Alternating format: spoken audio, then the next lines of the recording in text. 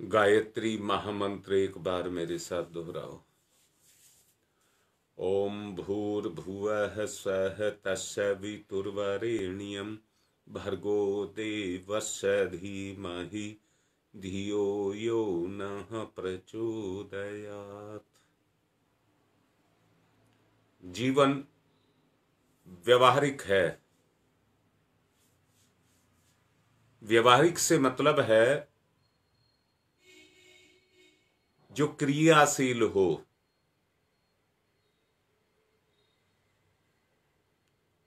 हवा को भी अगर कमरे में बंद हो जाए तो उसमें भी बदबू पैदा हो जाती है। पानी भी अगर किसी खड्डे में भर जाए तो उसमें भी सड़ांध पैदा हो जाती है।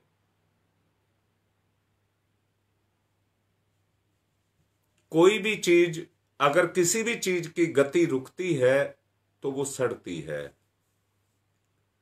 फिर दोबारा से बोलूंगा, हर चीज की अपनी एक गति है। हर चीज की गति है। मैं यहां कहूंगा, अगर आप अपने घर में किसी भी साधन को खरीद करके लेकर के आए हैं तो उसकी भी घर में एक गति है।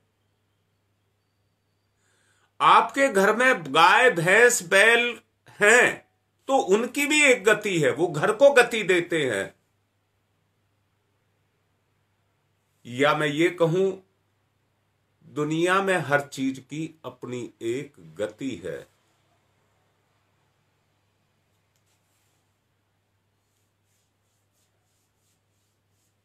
एक बिटिया मेरे से कह रही थी, स्त्री और पुरुष की बात कह रही थी।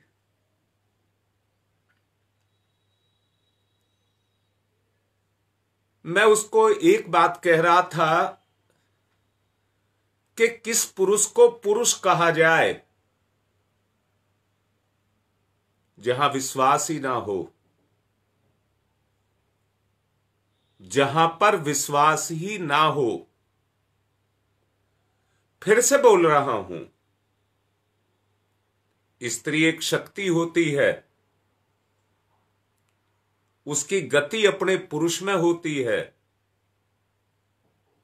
जिसको वो पसंद करती है उसमें वो गति करती है, और अगर वो उसको खा जाए, हड़प जाए, तो उसका भी जीवन सड़ता है और उसका भी जीवन सड़ता है। दोनों का जीवन सड़ता है। संसार की गति ये नहीं है, संसार की गति ये नहीं है कि जिसको आज हम गति मान रहे हैं, बच्चों की शादी कर दी जाए तो वो गतिशील हो जाएंगे। जहां दोनों में एक होड़ लगी है, दोनों एक दूसरे को खाने में लगे हैं, उसको जीवन की गति नहीं कहते हैं। जीवन की व्यवहारिक गति त्याग से आती है। जीवन की व्यवहारिक गति त्याग से आती है। दोबारा से बोल रहा हूं, जब चाशनी बनाते हैं तो मैली ऊपर आ जाती है। समुद्र का मंथन किया जाता है तो जहर निकल करके बाहर आ जाता है, परंतु उसमें रत्न भी निकलते हैं। चाशनी बनाने में मिठास अलग निकल जाता है और गंदगी बाहर निकल जाती है। अब मैं पूछ रहा हूं, क्या गंदगी को खाओगे? गंदगी को खाओगे?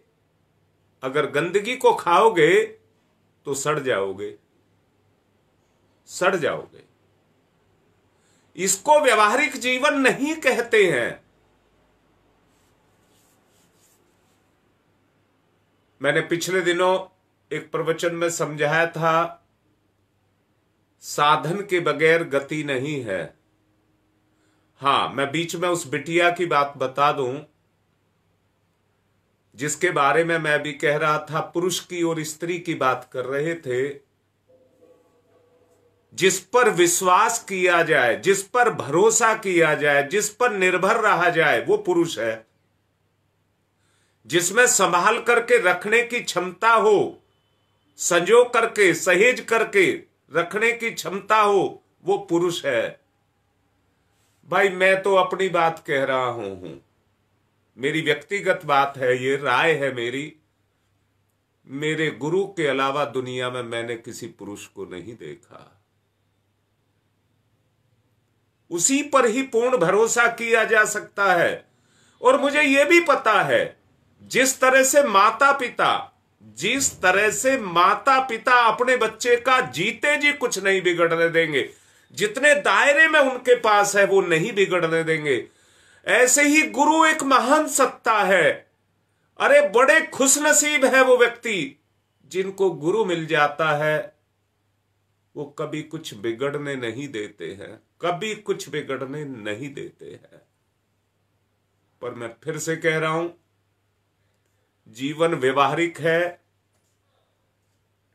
और व्यवहारिक होने के कारण, जैसे मैंने कहा, परिवार एक व्यवस्था है, परिवार का एक मुखिया है। जब उसकी कठपुतली, तो मैं नहीं कहूंगा साधन बन जाएंगे, तो परिवार फर्राटे से चलेगा। दोबारा से बोल रहा हूं, ठीक से समझ लेना। परिवार के हथियार परिवारी होते हैं, परिवार के हथियार परिवारी होते हैं। मोर्चे पर खड़ा हुआ सिपाही जब अपने हथियार को चलाना चाहता है, अगर उसका साथ ना दे तो वो खुद भी मारा जाता है।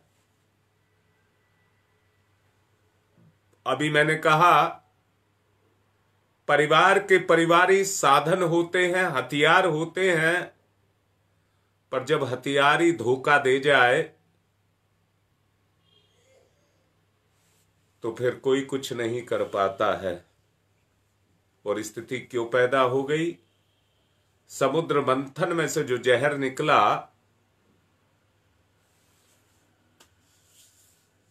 उसको पी गए, उस जहर को पी गई।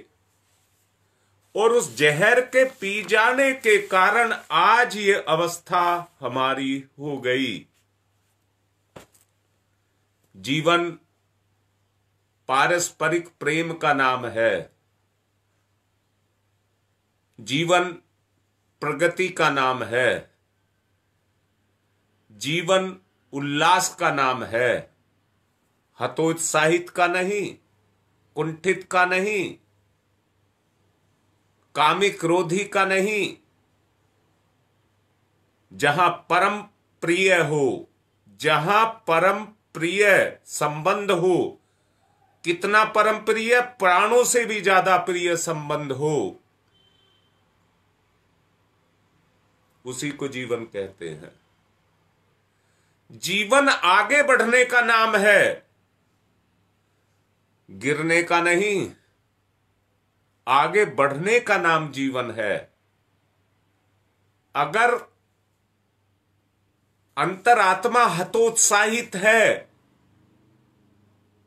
अंतरात्मा में कुंठा है, सांसारिक जीवन में व्यवहार में कुत्सा भरी हुई है, तो जीवन कहां है? जीवन कहां है? अगर वो लगाव नहीं है जिसको आदर्श कहते हैं, अगर वो लगाव नहीं है तो उसको जीवन नहीं कहते हैं। मैं फिर से पूछूंगा, वासना, तृष्णा, लोभ, मोह, अहंकार, काम, क्रोध, ईर्ष्या, द्वेष, बताइए, इनको दुर्गुण कहते हैं। ये जीवन को खोखला करते हैं या सॉलिड बनाते हैं, स्थिरता लाते हैं? बड़े अच्छे से सोचने की बात है। अगर ये चीजें हैं तो मेरा जीवन खोखला हो रहा है, मेरे जीवन की जो ठोसता है वो खत्म हो रही है, जो जीवन का सार है वो निचड़ रहा है। सच को देखो,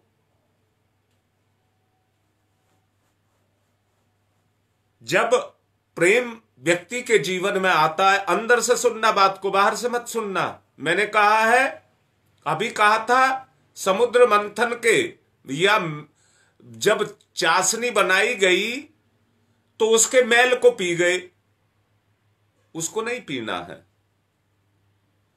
अरे घी को खाना है, छाछ को नहीं पीना है। घी को खाना है, छाछ को नहीं पीना है। मैं फिर से कह रहा हूं, प्रेम हमारी प्रगति के रास्ते खोलता है या नहीं। दो चीज है, एक को कहते स्वार्थ और एक को कहते प्रेम। स्वार्थ में आकर्षण है और प्रेम में त्याग है। बहुत अच्छे से जान लेना, जहां लगाव दोनों में है, आकर्षण में भी लगाव है, परंतु स्वार्थ के कारण है, स्वार्थ के प्रति है, और प्रेम में भी लगाव है। सच को देखो, एक हमारी प्रगति के रास्ते खोलता है।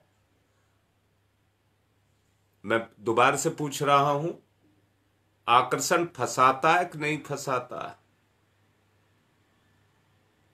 वो रास्ते खोलता नहीं है। जैसे जाल में फंसा लेते हैं तो निकलने का रास्ता नहीं मिलता। आज सच उसी प्रेम को हमने प्रेम मान लिया है, और प्रेम मान करके उसी प्रेम में आज हम जाल में फंस गए हैं।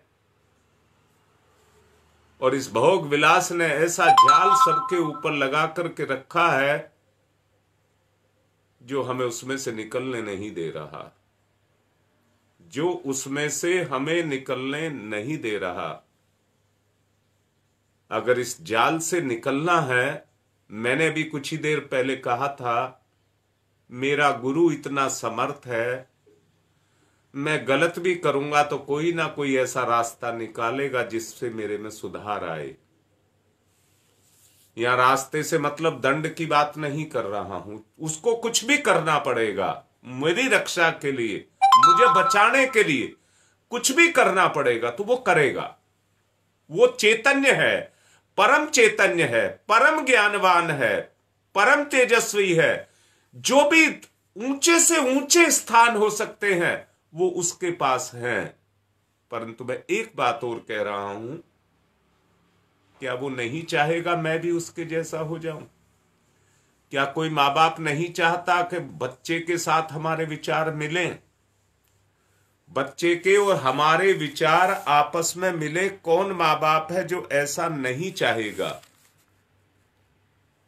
तो गुरु भी इस बात को चाहेगा, गुरु भी इस बात को चाहेगा। किस बात को चाहेगा? कि मेरे विचार मेरे बच्चे के साथ मिले। और समझ लेना, वहीं से सेवा, सहायता, समर्पण जीवन की गति के रूप में होते चले जाएंगे।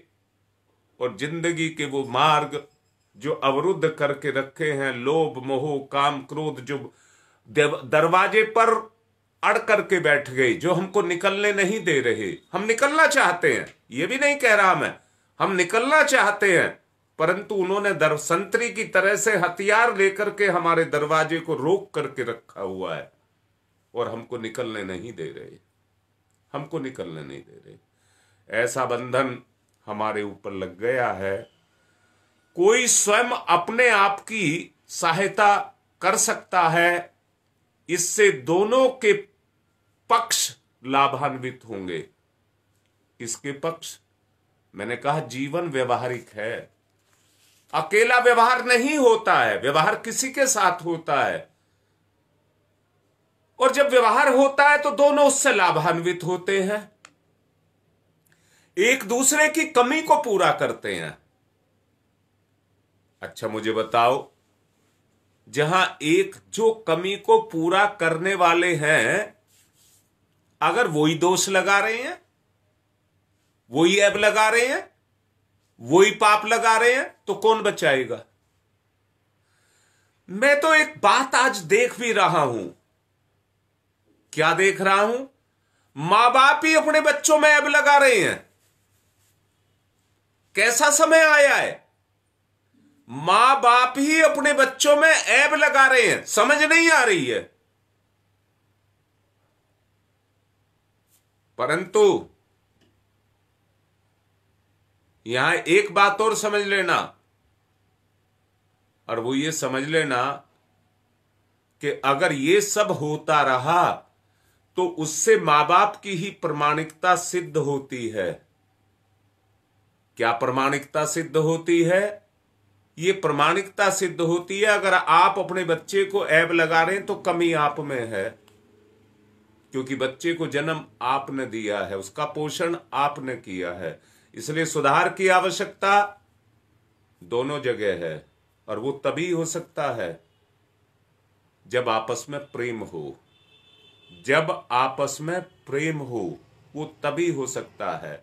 अगर अपूर्णता को पूर्णता में, दुर्बलता को सबरता में, अतृप्ति को तृप्ति में बदलने की दिशा में हम चलना चाहते हैं, तो एक दूसरे के लिए अपने आप को वरदान सिद्ध करना होगा। एक दूसरे के लिए अपने आप को वरदान सिद्ध करना होगा। पर सब संभव तभी होता है जब व्यवहारिक, पारस्परिक प्रेम का भरा हुआ जीवन क्रियाशील हो जाए, सक्रिय हो जाए। हमारी चेतना में, मैं फिर से बोल रहा हूं, मैंने लड़की का अभी उदाहरण देकर के उस बिटिया का बताया जो अभी भी लाइन पर है। हर आदमी खाने की बात करता है, लेने की बात करता है, त्याग की बात कोई नहीं करता, व्यवहारिक बात कोई नहीं करता। मैंने कहा सच्चा प्रेम इसको नहीं कहते हैं। सच्चे प्रेम में तो त्याग है, देना है। देने में लाभ है, बोने में लाभ है, खाने में लाभ नहीं है। जीवन का अगर सच्चा स्वरूप देखना है तो प्रेम, त्याग, न्याय, सेवा, इसकी जो मूर्ति हो उसी को सच्चा जीवन कहा जाता है। अगर प्रेम में लेन देन है, स्वार्थ का लेन देन तो है प्रेम में, परंतु स्वार्थ का, पड़ोसी के साथ में कोई चीज दी जाती है तो दोनों के बीच में लेन देन की प्रक्रिया बनती है। भाई ये हमें देता तो हम भी इसको देंगे, इसका बदला चुकाएंगे। परंतु परिवार में बदला चुकाने की बात नहीं होती है। मां बाप तो अपनी सारी की सारी कमाई अपने बच्चों पर लगा देते हैं, 10% से ज्यादा अपने ऊपर खर्च नहीं करते हैं, 90% अपने बच्चों पर खर्च करते हैं। तो वहां लेन देन की बात कहां रही? परंतु लेन देन की एक बात होती है, वहां पर बच्चा सम्मान देता है, उपकार मानता है। बच्चा सम्मान देता है, उपकार मानता है। किसका? अपने रिश्ते का, अपने रिश्ते का। मैं फिर से कह रहा हूं, अगर एक पिता और पुत्र हैं तो शारीरिक रूप से दोनों में क्या कमी है? उम्र का तो अंतर हो सकता है, और बताओ क्या अंतर है? बस एक ही चीज है, पिता अपना सर्वस्व दे रहा है अपने पुत्र को, अपनी बेटी को, पति अपनी पत्नी को। बाबा इस दुनिया से जा रहा है, बाबा दादी जा रहे हैं, पूरी जिंदगी की कमाई अपने परिवार को देकर के जा रहे हैं।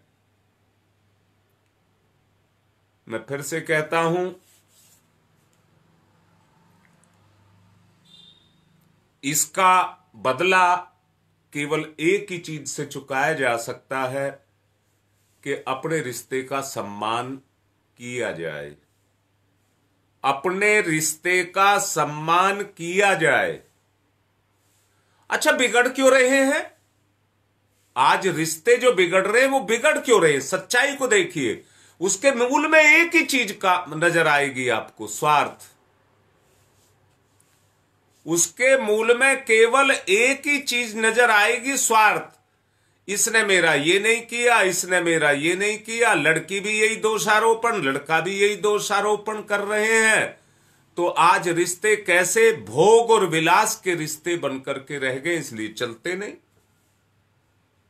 इसलिए चलते नहीं। मैं दोबारा से कह रहा हूं, ये कोई जीवन बाजारू नहीं है। खरीद फरोख्त का काम तो बाजार में होता है, बोलियां लगती है वहां पर, सामानों की बोलियां लगती हैं, पीठ लगती हैं। अरे बाजार में तो बैलों के, गायों के, भैंसों के पीठ लगती हैं, उनमें वो भी बेचे जाते हैं। पर इंसान के रिश्तों की कोई पीठ नहीं है। आज इंसान के रिश्ते भी कैसे व्यापार बनकर के खड़े हुए हैं, ये सच को देखिए। आज ये सब बाजारू बनता हुआ चला जा रहा है। कुछ लेने झपटने के लिए आरंभ बातें की जाती हैं, पर इनसे बात बनेगी नहीं, प्रीति निभेगी नहीं। जहां स्वार्थ साधने में थोड़ी सी अड़चन पड़ी, वहीं कोई अच्छे संबंध, नए संबंध हाथ नहीं लगेंगे। जो नशा चढ़ा हुआ है, संबंध का नशा चढ़ा हुआ है, उसे उतरने में देर नहीं लगेगी। जब स्वार्थ पूरा नहीं होता है तो उस नशे को उतरने में देर नहीं लगती है। उदासी, उपेक्षा, उदासी उपेक्षा की तरफ बढ़ती हुई चली जाती है। आज व्यक्ति इसको समझ नहीं रहा। और मैं सबसे ज्यादा जो बात कहूंगा, पुरुष को कहूंगा, जो घर को संभालने वाला था, जब अपनी स्त्री के मन से ही उसकी स्थिति निकलती चली जा रही है, तो आप सोच करके देखिए किस तरह से वो परिवार चल पाएगा। आज उपेक्षा की तरफ बढ़ते हुए कदम अवज्ञा और शत्रुता तक जा पहुंचे हैं, और असफल प्रेम की जो दुर्गति होती है, आज वही दुर्गति सबकी होती हुई चली जा रही है। सब उसी से मैं कहिए लिप्त हो गए हैं, ओतप्रोत हो गए हैं। आज वो स्थिति व्यक्ति की बनकर के खड़ी हो गई है कि व्यक्ति को कहीं कोई रास्ता दिखाई नहीं देता। आज उस स्थिति में जाकर के व्यक्ति खड़ा हो गया है। निराशा, खीज, उद्विग्नता, अशांति, असंतोष, ये आज उसके जीवन में पलते हुए देखे जा रहे हैं। कितना कमजोर आदमी हो गया है कि अपनी इंद्रियों के सुख के लिए, अपने पेट को भरने के लिए जिसमें वो लगा है, उसमें भी आज उसको तृप्ति नहीं मिल रही। जिन संतान को उसने पैदा किया है, उन संतान को पैदा करके भी उसको संतुष्टि नहीं मिल रही। तो बड़े अच्छे से सोचने की, भाई निर्णय लेने की तो बात सोचनी चाहिए कि नहीं सोचनी चाहिए? क्या ऐसे ही अंधे होकर के चलते चले जाना चाहिए? एक निर्णय पर हमको पहुंचना चाहिए कि सबके पीछे क्या कारण है, क्यों हमारी दुर्गति हो रही है। और उसका कारण यह है कि हम अपनी इच्छाओं का पोषण कर रहे हैं, भावनाओं का नहीं। मैंने ही अभी कुछ देर पहले कहा है, इससे जो लाभान्वित होते हैं दोनों पक्ष होते हैं। मैंने अभी कहा था जीवन व्यवहारिक है, व्यवहार एक व्यक्ति से नहीं होता है, दो व्यक्तियों से होता है, पर उसका लाभ भी दोनों को होता है। एक दूसरे की भावना की पूर्ति करता है तो भावना में मजबूती आती है, भावना में मजबूती आती है। आज असफल प्रेम की दुर्गति दुखांत और निराशाजनक स्थिति में पहुंच चुकी है। उस स्थिति में आज का व्यक्ति पहुंच चुका है। सच बताओ, कौन कैसे उस स्थिति से अपने आप को निकाले? आदमी असहाय, असमर्थ अपने आप को महसूस कर रहा है। आदमी में वो क्षमताएं नहीं रह गई। आज आदमी खड़ा हुआ देख रहा है, अपने सामने अपनी स्थिति को बिगड़ता हुआ देख रहा है, अपना पोषण नहीं कर पा रहा। उसके कारण आज उसकी स्थिति किसकी? वासना, तृष्णा और अहंता की अतृप्ति, उमंग पैदा हो रही है इनकी। ये भी मैं कह रहा हूं, वासना, तृष्णा और अहंता की ललक, उमंग व्यक्ति के अंदर पैदा हो रही है और उसी के कारण व्यक्ति की अतृप्ति भी पैदा हो रही है। मैं कहता हूं, जवानी से व्यक्ति बुढ़ापे में कदम रख गया, परंतु क्या उसकी इंद्रिय इच्छाएं पूर्ण हो गई? ना। शरीर ने काम करना बंद कर दिया, आंख ने देखना कम कर शुरू कर दिया, जीभ को स्वाद आने कम हो गए, परंतु लपक नहीं छूटी, लपक नहीं छूटी। इच्छाएं भड़क रही हैं। तो मुझे बताओ, अतृप्ति होगी या नहीं होगी? अभीष्ट साधनों को प्राप्त करने के लिए मनुष्य को अधिकांश चिंतन और अपने कर्तव्य का नियोजन जहां अपनी अंतरात्मा की पूर्ति के लिए करना चाहिए था, आज वहां पेट भरने, तन ढकने, अपनी आवश्यकताओं की पूर्ति करने, इंद्रिय इच्छाओं को पूरा करने, उसी में अपने शरीर के श्रम को लगाता हुआ चला जा रहा है। जो पोषण एक पक्षी अपने अंडे को देता है, वो पोषण पैदा नहीं हो रहा, भावनात्मक पोषण पैदा नहीं हो रहा। सच को देखो, इसके लिए मैं फिर से एक बात कह रहा हूं, आदमी रात दिन करके श्रम कर रहा है, आदमी रात दिन करके श्रम कर रहा है, परंतु उसकी अंतरात्मा का पोषण नहीं हो रहा। अगर मैं फिर से कहता हूं, जीवन का उद्देश्य बताइए। शरीर तो एक दिन छूटना है, परिवार एक दिन छूटना है, ये सब एक दिन छूटना है। तो उस समय अपनी स्थिति को देखो, जब ये आपसे परमानेंट छूट रहा होगा। अभी तो टेम्परेरी छूटा है, अभी तो टेम्परेरी छूटा है। सच बताओ, कौन तुम्हारा है? ना शरीर साथ दे रहा, ना परिवार साथ दे रहा। परंतु मैं ये पूछ रहा हूं, ना तुम्हारा पोषण होगा और ना परिवार के सदस्यों का पोषण होगा। उस पोषण को करने के लिए मैंने कल भी आपसे कहा था, आपके पास में भगवान का दिया हुआ अंतःकरण है। मैं पूछ रहा हूं आपसे, बताओ, आप मीठा खाते हैं तो उसका स्वाद आपको आता है? खाना एक क्रिया है, खाना एक क्रिया है, परंतु उस खाने के पीछे स्वाद भी है कि नहीं है? अगर वो स्वाद, वो सुख आपको मिलता है, मैं फिर से कहता हूं, पदार्थ से तो पदार्थ के भोग मिल सकते हैं, शरीर से शरीर के भोग मिल सकते हैं, क्योंकि ये भी पदार्थ का बना हुआ है। इसके पीछे भी इंद्रियां बैठी हैं, जिनमें जो चैतन्य है उस रस को पाती हैं, उस रस को पाती हैं। उस रस को पाने के कारण स्थूल वस्तुओं के साथ में, शरीर के साथ में, स्त्री और पुरुष के साथ में, पुरुष और पुरुष के साथ में जो अपने संबंध बनाते हैं, उनमें रस आता है। परंतु उसको मोह कहा है। मोह कहा है क्योंकि वो सांसारिक है, क्योंकि वो सांसारिक है। मैं फिर से कह रहा हूं, आत्मा के पोषण की बात कर रहा हूं। सच बताओ, एक पिता कमा करके लेकर के आया, घर का मालिक कमा करके लेकर के आया और ला करके घर में दे दिया। पत्नी ने उसी कमाई से अपना घर चलाया, बेटे ने उसी से अपनी शिक्षा, वर्दी, जो कुछ भी आवश्यकताएं थी उनकी पूर्ति की।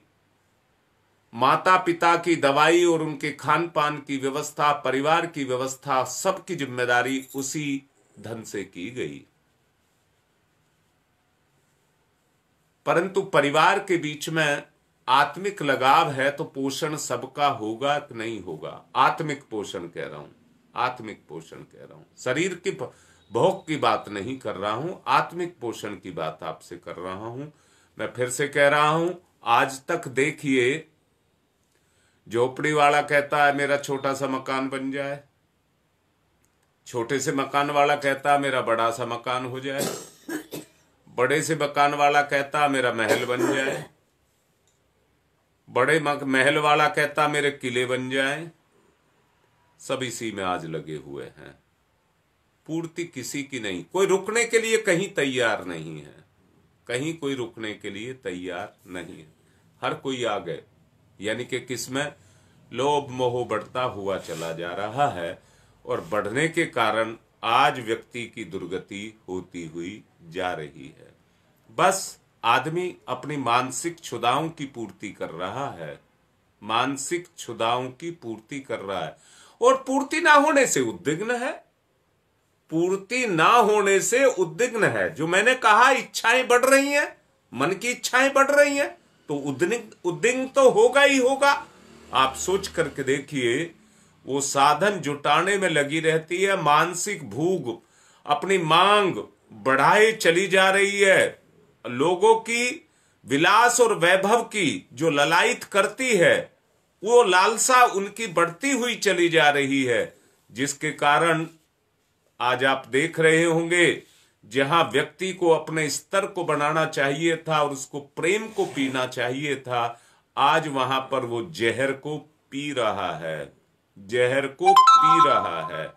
प्रेम वृत्ति का विस्तार, प्रेमी की खोज, प्रेम का रसास्वादन, इतनी ही परिधि में समस्त आकांक्षा अभिलाषा केंद्रीभूत हैं। अगर उनमें हम केंद्रीभूत होकर के रह सकें, उनके दायरे और मर्यादाओं में बंद करके रह सकें, तो जीवन का जो वास्तविक उद्देश्य है वो पूरा होना शुरू हो जाएगा। काया असल है और छाया उसकी नकल है, छाया उसकी नकल है। प्रेम असल है, मोह उसकी नकल है, दोनों में अंतर नहीं है। अरे जैसा आकृति होगी वैसी उसकी प्रकृति हो, वो छाया होगी। बनावट शरीर की जैसी है वैसी तो छाया की बनावट होती है, दोनों में अंतर नहीं है। बस अंतर किसका होता है? अंतर होता है उस वास्तविकता का। मोह, लोभ, अहंकार, आज इनकी प्रधानता हो रही है, इनकी पूर्ति की जाए इस बात की प्रधानता हो रही है, और जो प्रिय लग रहा है उसी की पूर्ति हो रही है। सचमुच जो अपनी पात्रता है उसको अपना वशवर्ती बनाना, हर आदमी केवल हर एक को बस में करके अपनी मुट्ठी में रखना चाहता है। जैसे मैं ये कहूं, एक शिकारी शिकार को दबोच लेता है, आज व्यक्ति की वही स्थिति पैदा हो रही है। मैं फिर से उस बिटिया की बात कह रहा हूं, शिकारी जिस तरह से शिकार को दबोच लेता है, आज औरत अपना काम कर रही है और आदमी अपना काम कर रहे हैं, बेटा अपना काम कर रहा है, बेटी अपना काम कर रही है, हर कोई दबोचने में लगा हुआ है। वशवर्ती करना, अपनी आज्ञा का पालन कराना उसके लिए आज आदमी ललायित है, जबकि होना क्या चाहिए था? अपने माता पिता, अपने बड़ों के वशवर्ती अपने आप को करना चाहिए था, उनका अंकुश अपने ऊपर होना चाहिए था, और हमें उनकी आज्ञा का पालक होना चाहिए था। इसमें पूरा पूरा लाभ उठाया जा सकता था, और वो पूरी तरह से इच्छानुवर्ती बनाया रह करके, यही लोभ मोह की परिभाषा है। स्त्री पुरुषों और मित्र संबंधियों के बीच में जब तक अपेक्षा पूरी होती है, तब तक प्रिय लगने पर जब वे नानुच करते हैं तो सोच करके देखिए अंदर की स्थिति कैसी पैदा हो जाती है। व्यवहार सही वही है जो सोचने का अवकाश नहीं देता, किंतु उच्च कोटि के प्रेम में देने देने की बात अंदर से निकल करके आती है, उस देने की बात को करता है, वहीं पर सच्चा प्रेम होता है। सिर्फ देने का ही क्या भाव है? लेना कुछ नहीं, देना ही सब कुछ है। जहां व्यक्ति अपनी भावना और अपनी रीति नीति से, कौन सी अंतरात्मा की, उससे काम लेकर के चलता है, तो समझना चाहिए यहां असली प्रेम का अस्तित्व है। लेने से इनकार कर देने का आग्रह वहीं पर है। हमारे यहाँ इस तरह का संस्कार भी है कि हम किसी के यहाँ जाते हैं तो वो हमारी अतिथि देवो भव की भावना को रख करके हमें भगवान की तरह का सम्मान दे करके कुछ खिलाना चाहता है। ये हमारे यहाँ का संस्कार है। मैंने सुना है, देखा तो नहीं है, कि विदेशों में चले जाओ, वहां पर एक बार पूछते हैं ठंडा लोगे गर्म लोगे, आपने मना किया तो वो दोबारा नहीं पूछते हैं। परंतु हमारी संस्कृति ऐसी नहीं है, आग्रह पूर्वक देना चाहती है, और ना लेने वाले को, लेने वाला ना करता है, देने वाला जिद करता है, परंतु दोनों को सब्र आता है सम्मान के द्वारा। सम्मान के द्वारा जो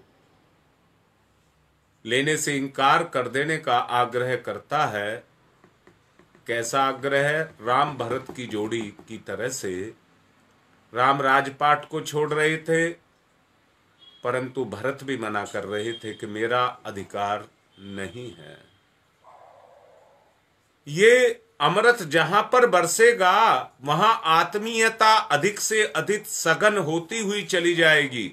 वहां साथी की शिकायत करने की कभी आवश्यकता नहीं पड़ेगी, क्योंकि पूर्ति उसी को करनी थी। जो शिकायत कर रहा है उसी को पूर्ति करनी थी, अब वो शिकायत पर आ गया।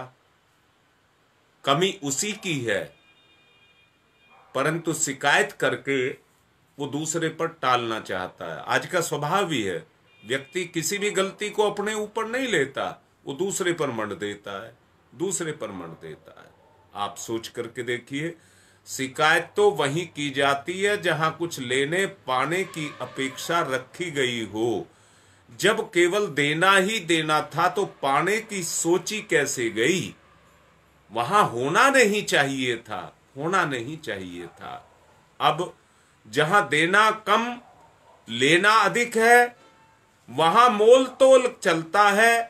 प्रेम में असंतोष और विद्वेष वहीं पर पनपता है। प्रेमियों के बीच में लड़ झगड़ का केंद्र बिंदु विष के बीज वहीं पर बूते हैं, और कहीं नहीं, और कहीं नहीं।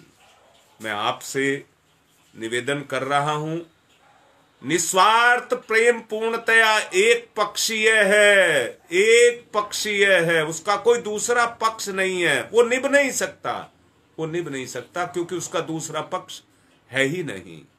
सामने वाला यदि अनुकूल प्रतिक्रिया व्यक्त ना करे तो क्या आप उसे छोड़ देंगे? आपका अपना बच्चा है, वो अनुकूल नहीं है तो क्या आप उसे छोड़ देंगे? फिर भी मन में आता है कैसा ही है तो मेरी औलाद, है तो मेरी औलाद। अर्थात ये एक पक्षीय है, एक पक्षीय है। मैं निवेदन पूर्वक कह रहा हूं, यहां खरीद फरोख्त से काम नहीं चलेगा। आज की बात को संपन्न करने से पहले आज मैं आप लोगों से निवेदन कर रहा हूं,